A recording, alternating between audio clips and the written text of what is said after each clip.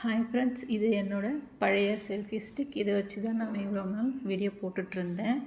இது கொஞ்சம் உடஞ்சிடுச்சு. அந்த டைட் பண்ணுற இடத்துல கொஞ்சம் ஸ்க்ராட்ச் ஆகி உடஞ்சிடுச்சு. அது ஃபோனை டைட் ஆகலை. அது சாஞ்சு விழுந்துட்டு இருந்துச்சு. அட்ஜஸ்ட் பண்ணி ஒரு 3 வீக்ஸ் அப்படியே ஓட்டிட்டேன்.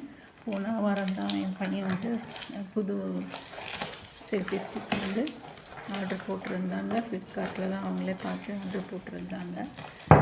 கிட்டத்தட்ட ஒரு 1 வீக் ஆகிடுச்சு. இன்றைக்கி ஈவினிங் தான், மதியம் தான் வந்தது. ஒரு 3 மணி போல் தான் ஆர்டர் வந்திருந்தது. அதான் உங்களுக்கு ஓப்பன் பண்ணி காட்டுறேன். இதுதான் என்னோடய புதிய செல்ஃபி ஸ்டிக். இனிமேல் இதில் தான் வீடியோ ஷூட் பண்ணுவேன்.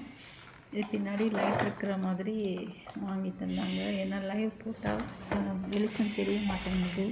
அதுக்காக லைட் போட வேண்டியதாக இருக்குது. அதனால் இது பின்னாடி லைட் இருக்கிற மாதிரி நல்லா அதை பார்த்து போட்டிருந்தாங்க.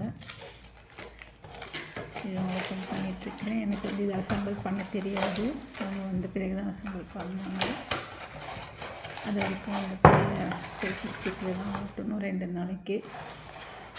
சரி, பிரித்து பார்ப்போமேன்றதுக்காக பிரித்தேன். அப்படியே வீடியோவும் ஷூட் பண்ணிட்டேன்.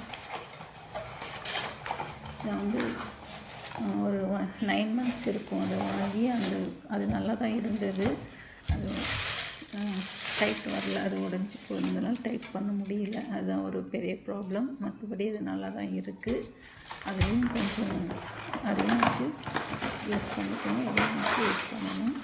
அது எங்கேயாவது வெளில போகணும் அப்படின்ற மாதிரி கூட அது இருந்தது சின்னதாக. இது கொஞ்சம் பெருசாக இருக்குது. பட் இதுவும் வேண்டியதாக இருக்குது. பின்னாடி லைட்லாம் வச்சுருந்தா கொஞ்சம் நல்லாவே வீடியோ தெரியும். இதுதான் என்னோடய புதிய செல்ஃபி ஸ்டிக். நல்லா இருந்தால் லைக் பண்ணுங்கள். உங்களுக்கு பிடிச்சிருந்தா, எனக்கு ரொம்ப பிடிச்சிருக்கு, என்னோடய சேனல் சப்ஸ்கிரைப் பண்ணுங்கள், லைக் பண்ணுங்கள், கமெண்ட் பண்ணுங்கள். பாய்.